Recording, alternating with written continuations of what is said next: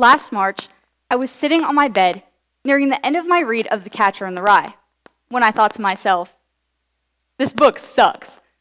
Not only did this book have an absurd amount of filler and needless dialogue, but I couldn't find myself connecting to any experience.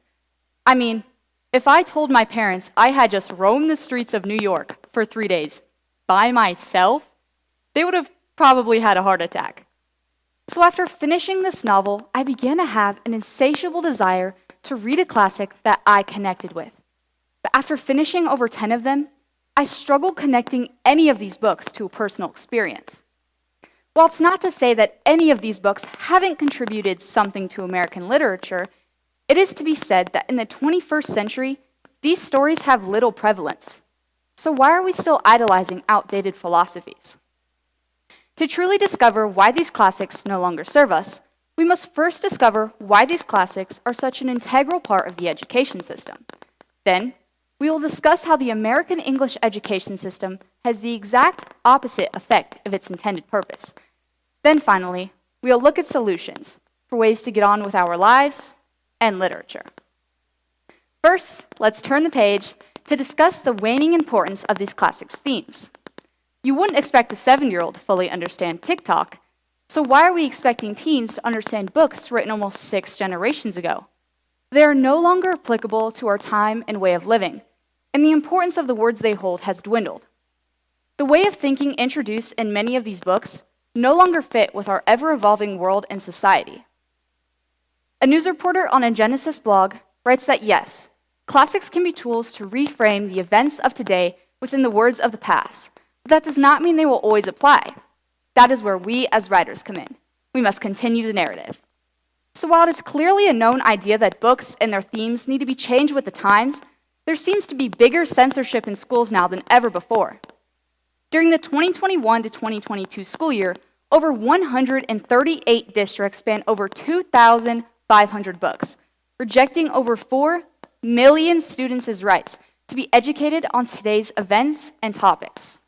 While many of the books being banned are simply modern-day renditions of these classics already in the system. While To Kill a Mockingbird, a book that deals with racism and prejudice, is being forced into my school's curriculum. The Hate U Give, a book published in 2017 and is also one of the most recent recipients of the Prince Award, is being banned from multiple schools and libraries for the fact that it features a lot of violence. One of the few key differences between these books is the simple fact that the police brutality brought up in The Hate U Give is an ongoing epidemic between now and the last couple of years, and To Kill a Mockingbird is themes of the past, dealing with social inequality and prejudice. Some schools argue that we read these classics as a way to give us a better understanding of our history, so that we don't repeat those same mistakes. And To Kill a Mockingbird is the only one that is said to be teaching us about oppression in this particular section of education. So, our schools want to teach us about the oppression of the past and how not to repeat it, while simultaneously oppressing what we are allowed to know? History simply repeats itself. One of the bigger issues with this is the trap of a one-sided perspective. A one-sided perspective is a bias that occurs when the audience is only given one side of a situation and subconsciously forms an opinion based on selective evidence they were given. This is a harmful and damaging way of thinking. That is why we need more novels on the shelves for authors to be able to educate their own specific experiences and knowledge, but also so that readers can form opinions based on all sides.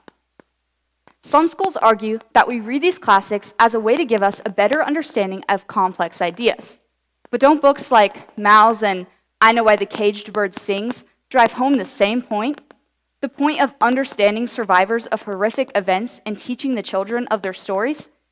But both of these books I mentioned have been banned in multiple schools and libraries, which goes to show that schools are using books as a way to give us a one-sided perspective. After the youth is forced to read these classics, they are left with a sour taste in their mouth associated with reading.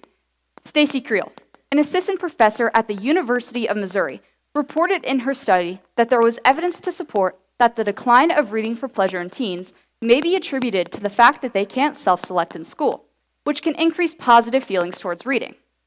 This study showed that teens would prefer to self-select their books rather than being given a specific book by their teacher that they had no interest in the first place.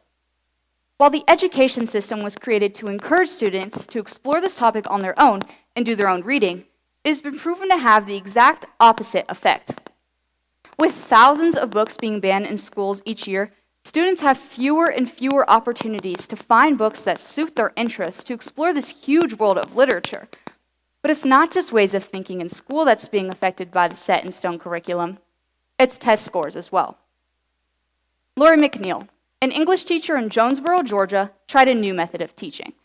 Instead of assigning her students books like Diary of Anne Frank or The Giver, she gave her students the freedom to choose. While in the beginning this method was looked down upon and viewed as risky, the results were astonishing to most, but not surprising to some. Lori McNeil spent over $1,000 of her own money curating a class library for her students, and when it came time to read, she sat in a rocking chair and had a sales pitch for many of the books. Students were given the option to take and read any book that sparked their interest, and were instructed to write a report on it in a journal when they were done. And since they were books the kids actually enjoyed, they were encouraged to write longer and more detailed reports. Lori attended meetings and conferences urging others to try this method of teaching, but all she was left with was a blank stare from her fellow colleagues. These blank stares quickly turned to surprise after the standardized testing results came back, and we learned that 83% of her class had exceeded grade level expectations, compared to the 22% that her class had scored the year before trying this method. So, how do we stop this way of idolized thinking within literature? We allow newly published books into the walls of our schools and encourage our students to pick them up. We allow newly published books into our curriculum and acknowledge that books like 19 Minutes and The Bluest Eye are continuously adding to literature, and how their themes are constantly raising the bar and pushing the boundaries of what we believe is acceptable in the world of writing and education. We teach about current events in our written works and keep them on the shelves where our students can reach them. We trust our students to know the truth and let them think for themselves instead of continuing to push the same narrative on our impressionable youth. And by opening this world of perspective, we can begin to be more open and inclusive to other opinions and raise the next generation to be strong-willed leaders and readers.